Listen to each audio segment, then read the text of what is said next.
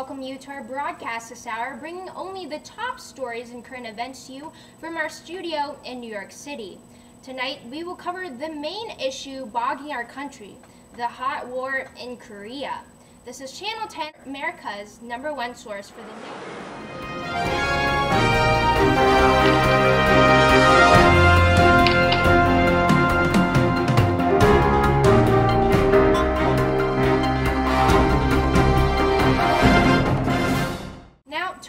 Breaking story, we look at how just recently U.S. forces under General MacArthur in South Korea had successfully put two fronts in Busan and Incheon in hopes of driving the communists out of that area. The South Korean army, although with high hopes of pushing past the pre-war border, had a rough beginning from the war's start. They had been very undertrained compared to their Soviet-backed North Korean neighbors. It was only after the Soviet Union encouraged North Korea to cross the 38-degree north latitude line separating the two Koreas did the U.S. finally declare war with the United Nations backing against North Korea. President Truman had changed his mind about the secretly created NSC-68 and planned to adopt its policies during the war. Although all of the 16 nations in the United Nations had contributed to our cause, the United States still composed 90% of the entire troops fighting for South Korea. However, through our own help, South Korea had begun to gain the upper hand. Now to our own Emily Rose Meisel for further details on MacArthur's plan to drive the communists out of North Korea. Emily? Thanks, Lena. Tonight we're taking a look inside our own country to see that many Americans are dissatisfied with the war on communism. As President Truman's second term comes to a close, the war in Korea is stuck in a stalemate that has many Americans frustrated. According to a Gallup poll, 50% of Americans say that going to war in Korea was a mistake, as opposed to only 15% just 1 year prior. Recent failures on the ground are surely to blame. General MacArthur's disastrous counterattack at the Yalu River, bordering North Korea and China, ended in a bloody retreat, when he was ambushed by 33 hidden Chinese divisions. Despite talks of an armistice among the communists, growing casualties and the extravagant costs of war have led many to question the effectiveness of the containment policy. How is America going to be able to stop communism wherever it might appear next? Will allying the Chinese and the Koreans against the United States decrease our power in Asia? Truman's sudden and unexplained increase in military spending by 350% has left the American public wondering just what went on in Washington and why isn't it working. And now, with more information on the communist threat at home, our domestic threat expert, Aaron Hayden. Thank you, Emily. So, Aaron, we can see that communism has become a growing threat within our nation. What do you have to say about that? Well, today, as we look around, what has become of our society? Has the Korean War weakened us so much that we have to fear espionage in our own nation? A fear has spread like wildfire. To alleviate this fear, President Truman has recently announced his plan of the Loyalty Review Board. This will hopefully eliminate any chances at treason. Yet this didn't stop Whitaker Chambers from accusing Alger Hiss of the Carnegie Endowment for International Peace of being a communist. More recently, a new accuser has emerged, taking over the minds of the American people.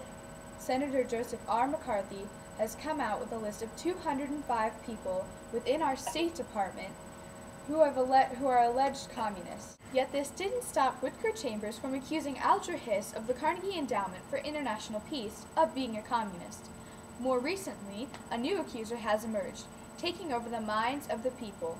Senator Joseph R. McCarthy has come out with a list of 205 people within our State Department who are alleged communists.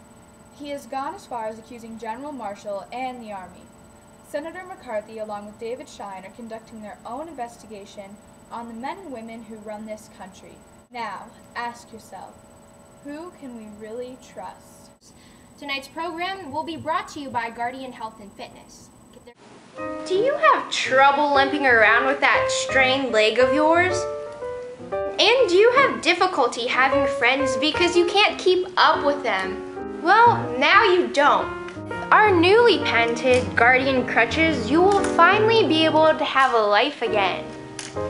From supporting your hurt limb to enabling your mobilization, these Guardian crutches ensure the crippled will be able to fulfill their dreams. Get them today at your local organic grocery store for the cheapest price in town. Remember, Guardian crutches are here to watch over you. Warning: uses may induce falling downstairs, tripping randomly, and can become deadly assault weapons. And now for the next hour of our news program, we will move on to Rose Milnes and Tori Hicks covering President Eisenhower and the Asian policy after the Korean War. Thanks, Lena. In the recent election of 1952, Republican candidate General Dwight D. Eisenhower received 442 electoral votes, crushing Democrat Al B. E. Stevens' 89 electoral votes. Eisenhower promises to go to Korea if elected in an attempt to finally bring an end to the fighting there, which brings Americans' hopes for peace in Korea.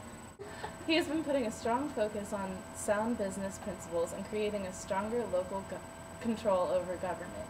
Eisenhower hopes to boost the economy through a decrease in federal spending and a cut in taxes. As a result of his presidency, 10 million now have Social Security. Minimum wage has risen from 75 cents to $1, and also 4 million unemployed citizens have been compensated. Eisenhower has effectively created the Department of Health, Education, and Welfare. Eisenhower has picked his Secretary of State, John Foster Dulles. Dulles was recently a lawyer and has considerable diplomatic experience. In his article, A Policy of Boldness, he has given his strong opinions against containment. He hopes that instead of containment, we should put more effort into increasing nuclear weapons to place into East Asia. His approach was called brinkmanship, which means he was trying to push the Soviet Union closer to war. When Eisenhower was unable to be successful in Korea, Dulles went ahead with his plan, sending nuclear warheads into East Asia. In 1953, Korea was still left divided. And now to you, Rose. Thanks, Tori. Chiang Kai-shek, the leader of Chinese communists, placed over 90,000 soldiers on Quemoy and Matsu, two small islands just a few miles off the Chinese mainland. Our reporters have gathered that the communists in the area had begun shelling the islands. The United States government has presumed that these communist rebels were attempting to invade the islands, and therefore spread their doctrine eventually to all of China.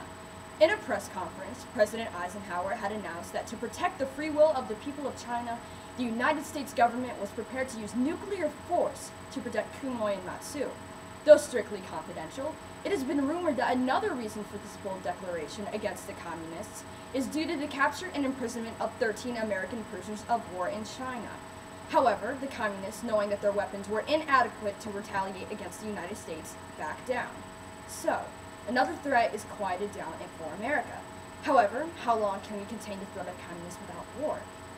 Will our boys be sent back to another country to die for a cause that is possibly unresolvable? Also, as we have been reporting, further trouble has aroused in Vietnam. Since early 1954, Communist Ho Chi Minh has been harassing the French in the country. These rebels, known as the Viet Minh, were in fact recognized by China and were being supplied by their new ally. However, President Truman has retaliated this force by sending economic and military assistance to our French allies. Public opinion of this war Public opinion of this war started to shift in France, and soon the entire nation was against sending troops to Vietnam, due to the 90,000 French casualties, the drastic cost, and the lack of a clear French victory after nearly 7 years of fighting. Though President Eisenhower has expanded this program, he was again sending our Air Force to aid the French, and in May, unable to fight the communist threat any longer, they surrendered.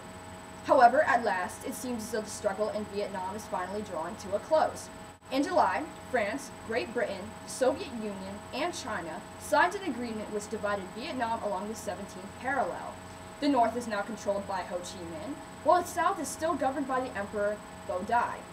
There is a scheduled election to determine the fate of Vietnam. Will it become another nation to host communism? Only time will tell. Tune back in for exclusive breaking news coverage on the situation. We'll be at the scene with live footage tomorrow at 7 p.m. Good night, America. Stay classy.